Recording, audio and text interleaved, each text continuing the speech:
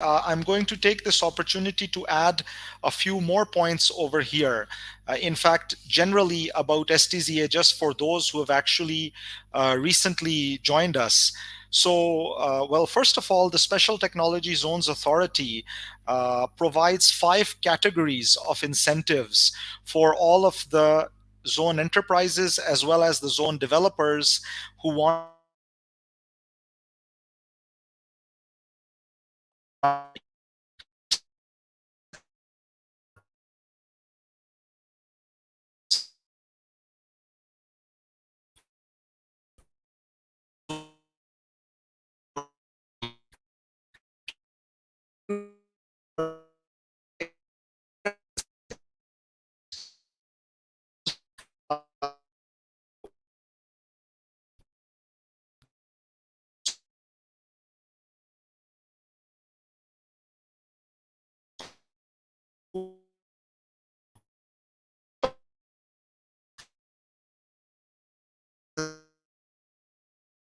to actually convert all of this to Pakistani rupees.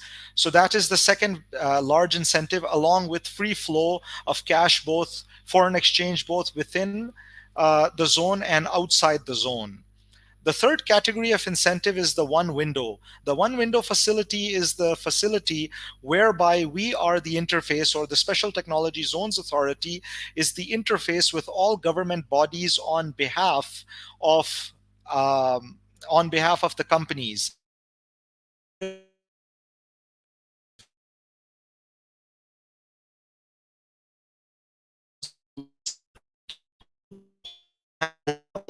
Throughout this process. The fourth category of incentive is subsidized land. So wherever public land is being used to establish zones, wherever public land is being used to attract technology companies to establish their presence, the land is not at market rate. Rather, it is a rate much below market rate, and that's why we're calling it subsidized. The fifth category of incentive is obviously the ecosystem.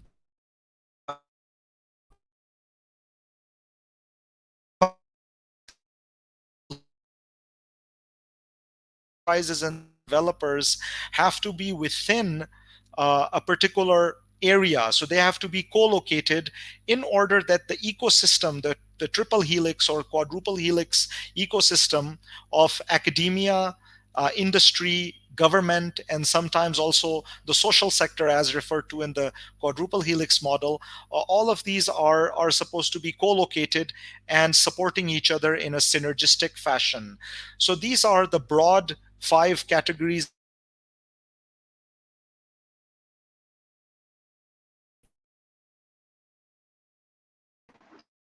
Developers have to be co-located. Well, in the case of private zones, so these private zones are defined as those companies which want to establish themselves as a zone developer and have 5 acres of land or 250,000 or 250,000 square feet of built up space can apply to become a private zone developer as well.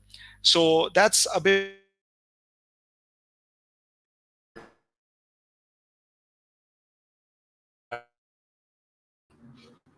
Thank you, Dr. Ali, for that, for those details about the incentives that will be offered for the zone developers who are eligible to apply for the special technology zones.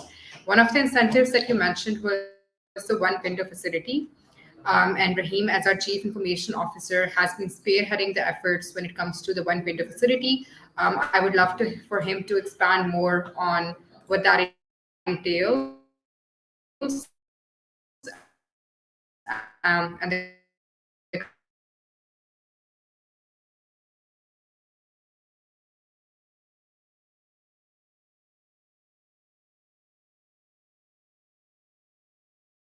to you, Rahim. Rahim, do we have you over there with us? Can you hear me? Can you hear me, Warda? Dr. Ali, can you hear me?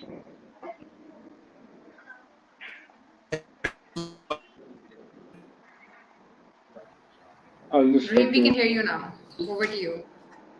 Okay, so essentially through the one window, I think it's a very critical component of the incentive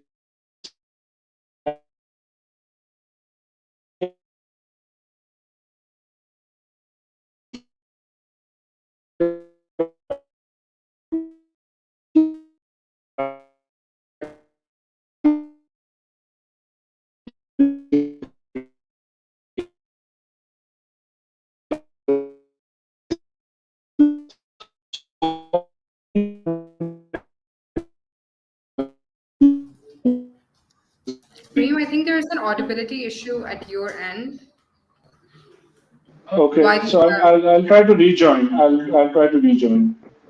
Okay, sounds good.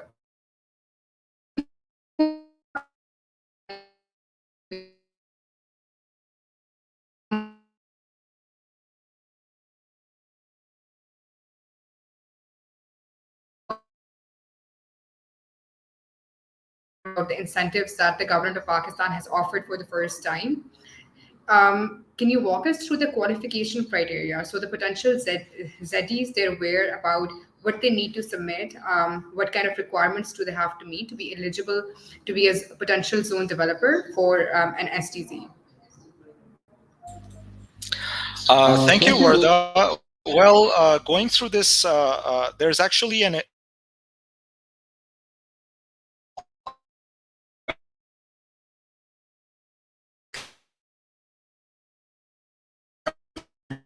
for applicants to apply for a zone developer license. There's also, as I understand it, a set of guidelines for the zone developer applicants. I'll actually walk through our esteemed audience through this and briefly. So, number one, there is the application cover letter. The application cover letter is basically an intent, which is, or an expression of intent, which is provided by the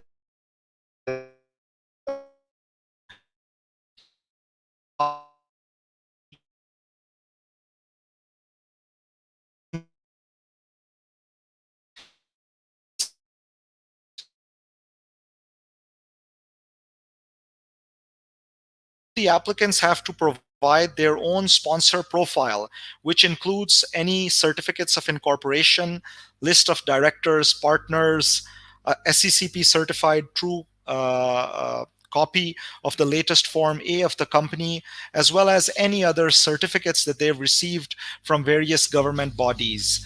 Besides this, the audited financial statements of the companies for the last 3 years are to be provided. The financial proposal on how the companies plan to actually fund the activity.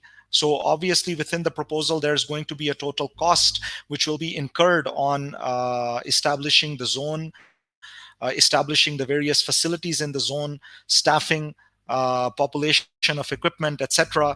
So, what is the total cost and whether the companies have the required financial muscle to bear this cost. Besides this, the technical proposal is very important, and the technical proposal is going to describe which particular area, so which particular scientific area is being focused on by uh, the zone prospective zone developer. The business plan also describing the funding, the return on investment, payback period, and how the company intends to monetize this whole activity will be obviously included.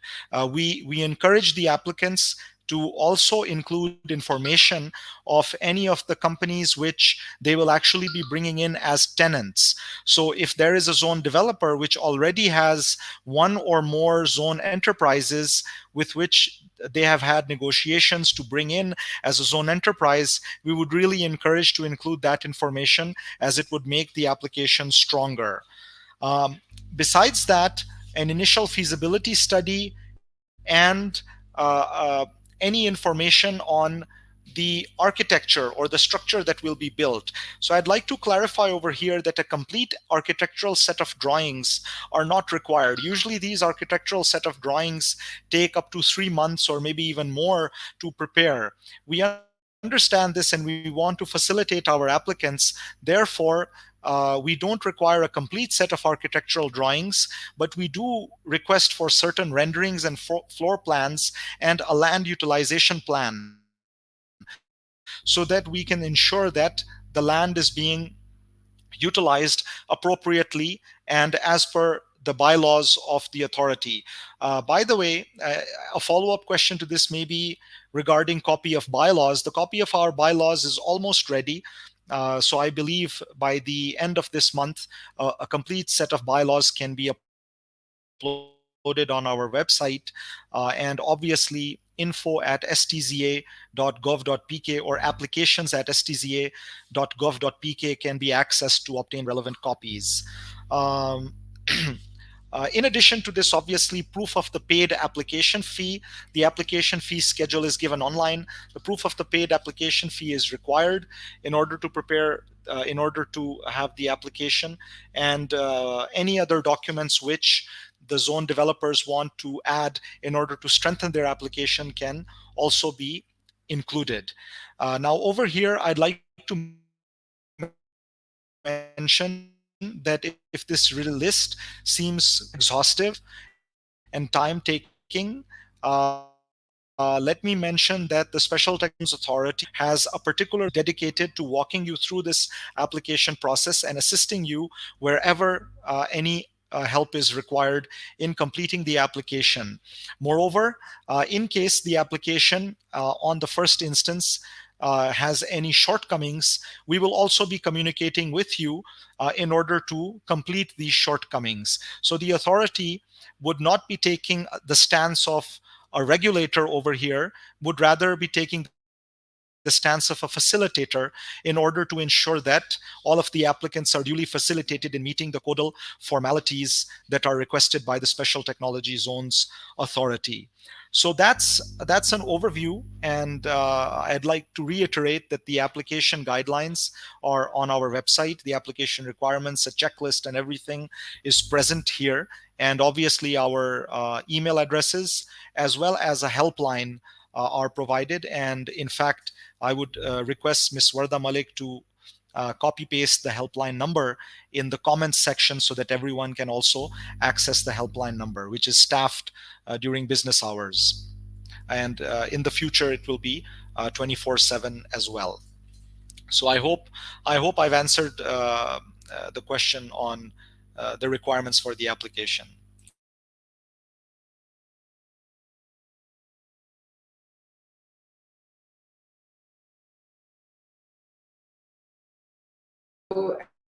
At stzA.gov.pk. You can access them under the FAQ section as well, and the zone developer section, which is dedicated to answering all your queries when it comes to the questions that you might have in regards to applying.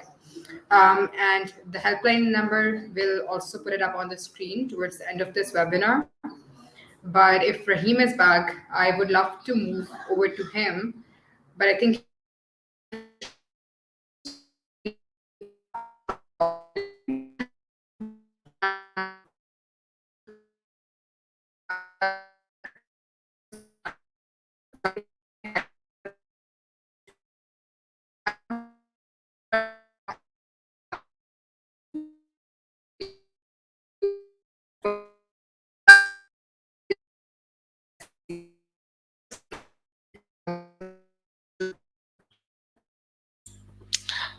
Thank you very much, Warda. So the process is as follows.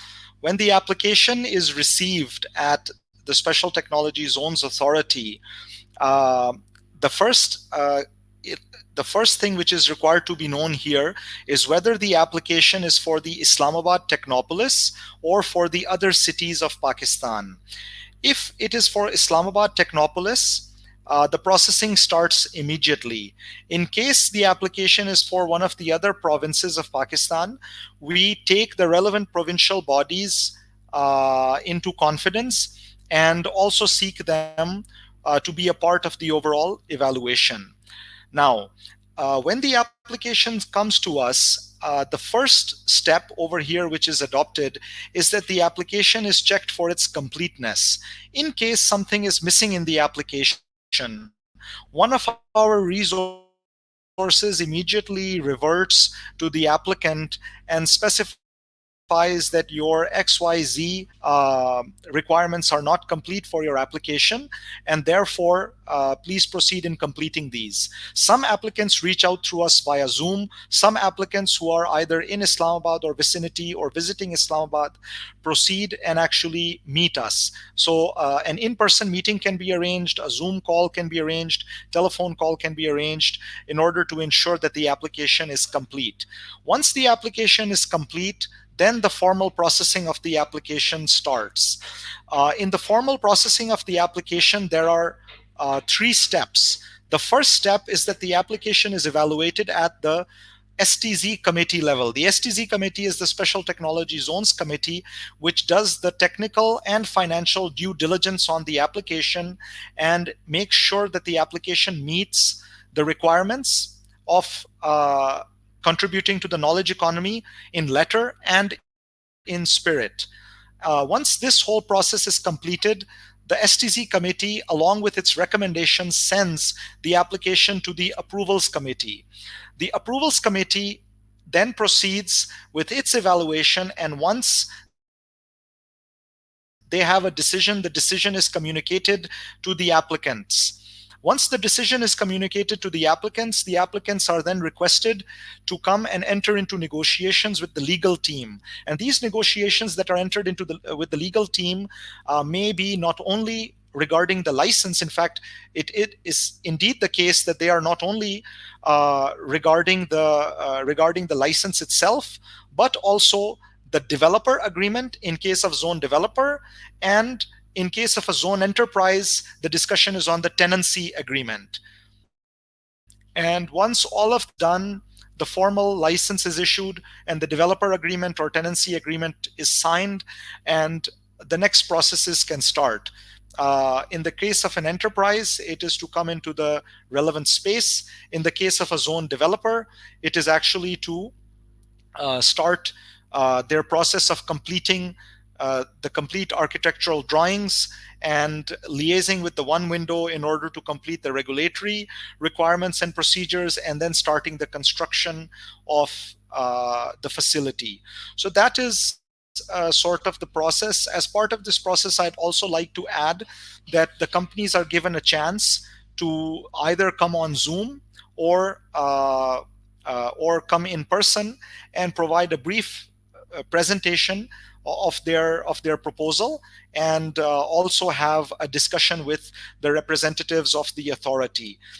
This also, besides the members of the authority, our technical as well as financial experts also evaluate the application. So this was just a complete walkthrough of once the application hits all the way until the licensing agreement, the developer agreement, and tenancy agreement are completed. So what are the steps for this, Warda? Great, thank you. Now that we have more details about what it looks like to apply for as a zone developer to STZA, one of the things that you also mentioned is that there's going to be a one window, and now we have Rahim back with us to give us more updates, because any potential ZD is going to have questions in regards to what is the status on the one window and what does the timeline look like. And Rahim is the person to guide us on that front. So over to you.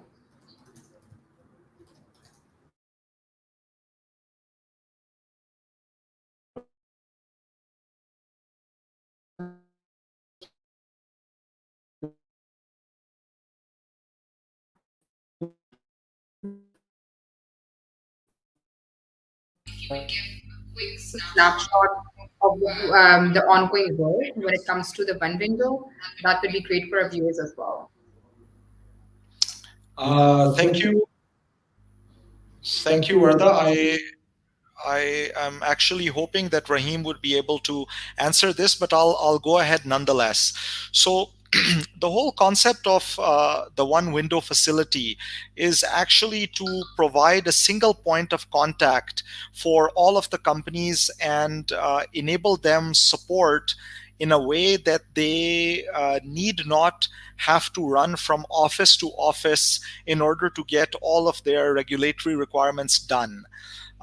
This would save the companies a lot of valuable time and efforts and instead allow them to divert their efforts into building their technology business. We've identified almost a dozen or a little more than a dozen individual entities of the government where our various zone developers have to liaise with. And these include the Securities and Exchange Commission of Pakistan, the State Bank of Pakistan, Federal Board of Revenue, many banks, and others. And so, in effect, what STZ is doing is providing a red carpet to all of the companies rather than providing red tape. So we want to cut out the red tape and provide a red carpet welcome so that all of the companies can actually feel welcome, can feel at home, and we would be transferring their headaches to ourselves. Now, here, in terms of the implementation of the one window, there is a physical implementation as well as an online implementation. The physical implementation is obviously our formal channels of communication with all of the government entities and semi government entities. And then, obviously, the electronic channel is the electronic approvals that take place. Uh, More details about this would obviously be shared by my colleagues and put up on the website in due course of time. But what I foresee over here is that in time, our companies would actually be just dealing with the one window offices, which will be established in the respective zones. And then all of their regulatory hassles will be dealt from the Special Technology Zones Authority rather than having to proceed in the relevant federal and provincial corridors.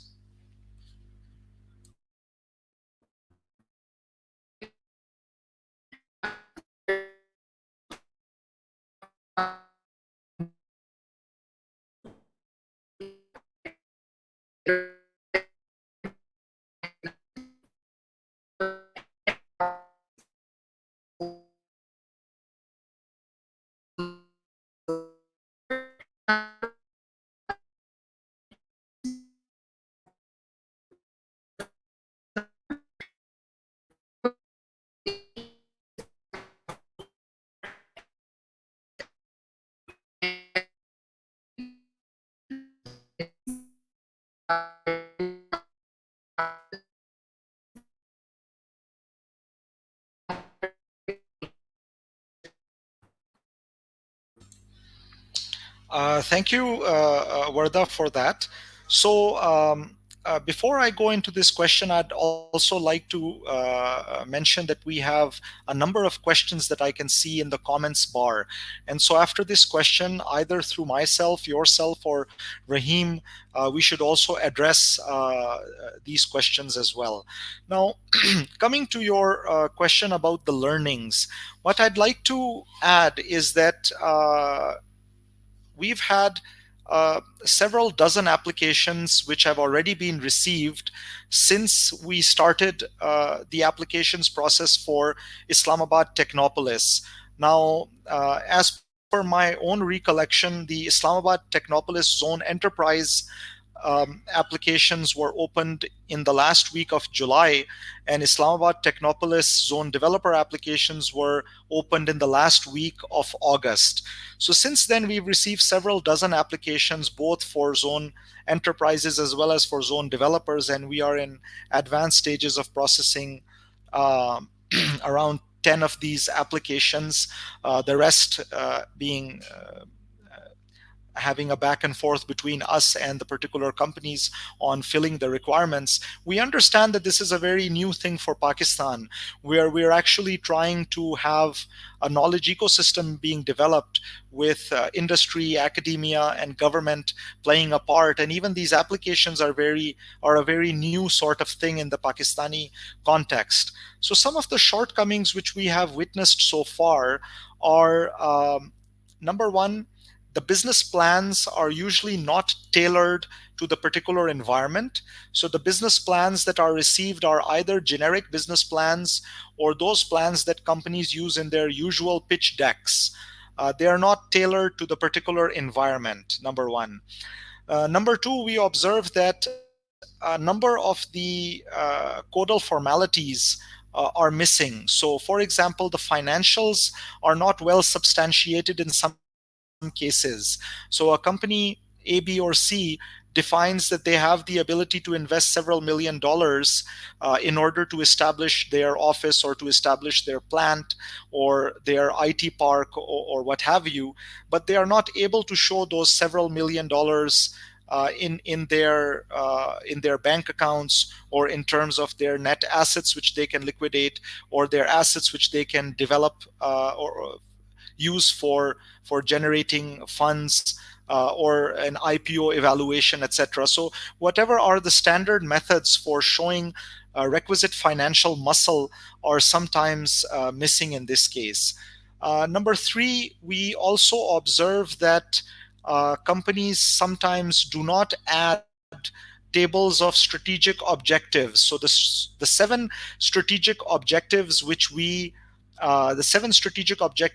have include investments, export potential, import substitution, um, technology transfer, human capacity development, job creation, and R&D.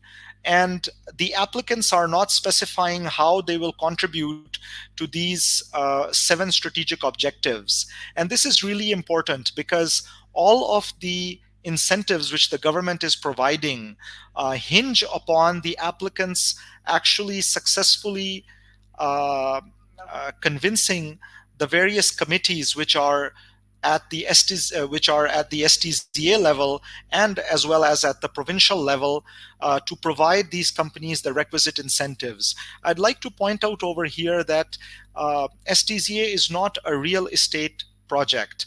So STZA obviously will have world-class infrastructure, and the very large developers obviously will be having plans of developing world-class infrastructure for their top technology companies, tenants, startups, which will be coming into the zones. But per se, it's not a real estate project. And therefore, we have to ensure, as representatives of the state, that all of the companies coming in are wanting to do technology business at an advanced level and will contribute to moving Pakistan up the value chain. Thank you, Warda.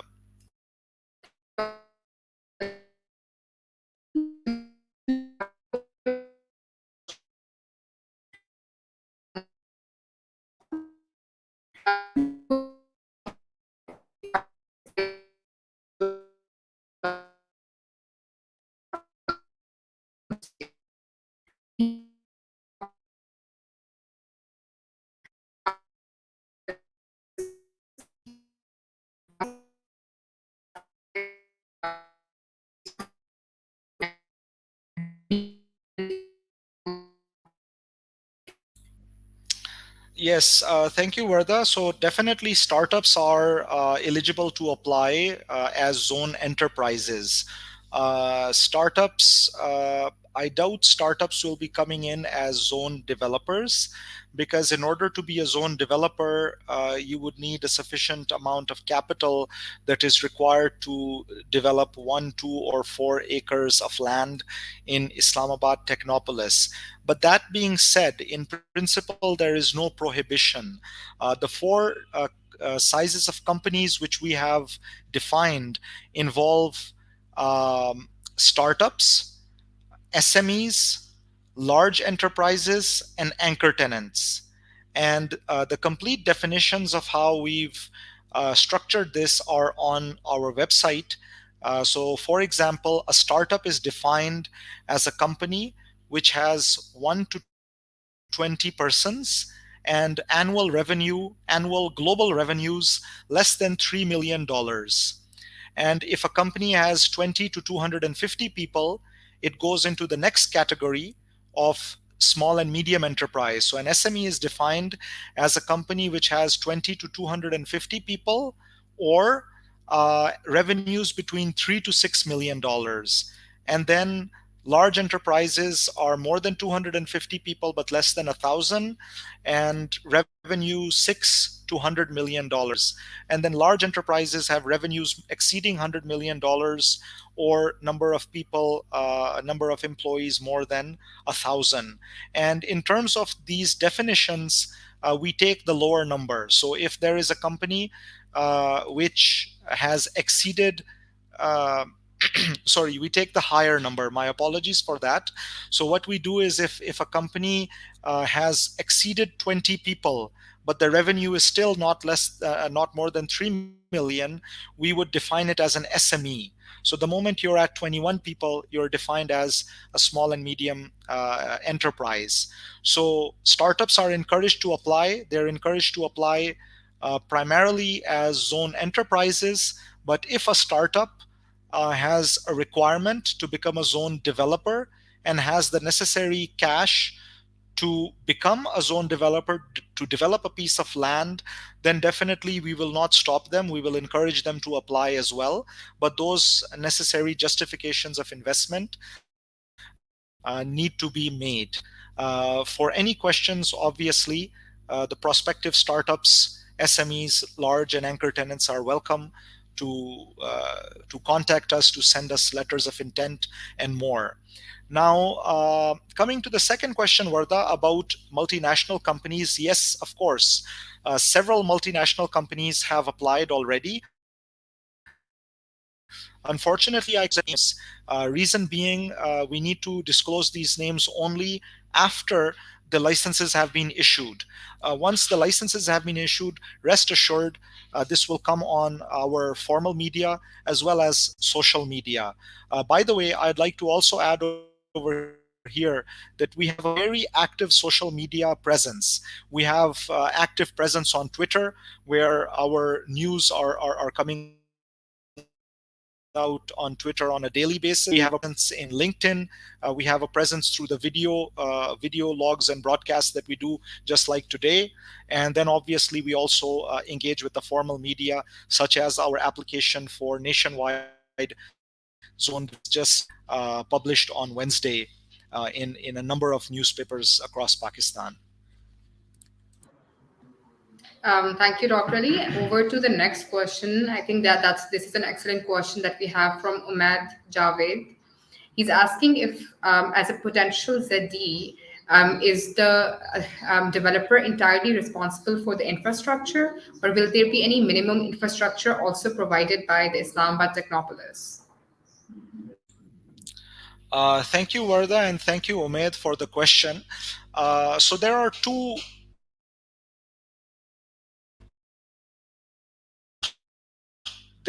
strands will receive trunk infrastructure.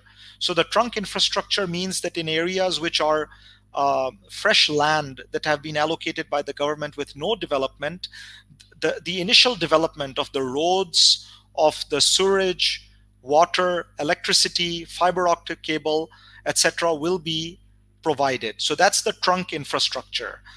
Then anything beyond the trunk infrastructure would be the responsibility of the potential zone developer. So the zone developer would then go ahead and develop a world-class infrastructure, which would be, for example, if it's targeted towards software companies, it would be like an IT park. If it's targeted towards a university plus R&D centers, it would be like a mini campus. If it's targeted towards particular manufacturing facilities, it would be a more low-rise structure with the capability of handling heavier equipment and machinery. So those are the two tiers. So the trunk infrastructure is the responsibility of the state. The responsibility of the private sector is to develop the science and technology park or the IT park or the university. Now, in order to provide a comprehensive answer, I'd also like to add that in some places in Pakistan, such as in Islamabad, Lahore, Karachi, etc., there are going to be some state-owned facilities which will be actually, these state-owned facilities will be provided to to the prospective zone enterprises to come in and join. So zone developers, although it will be primarily for zone enterprises, but the zone developers, if they need an office until their own structure is created, they can always come in into the zone, the government-owned facilities which STZA will be providing. The exact locations and the exact sites where these state-owned facilities are will also be shared in due course. Perhaps the first ones will be announced in December 2021, the current month.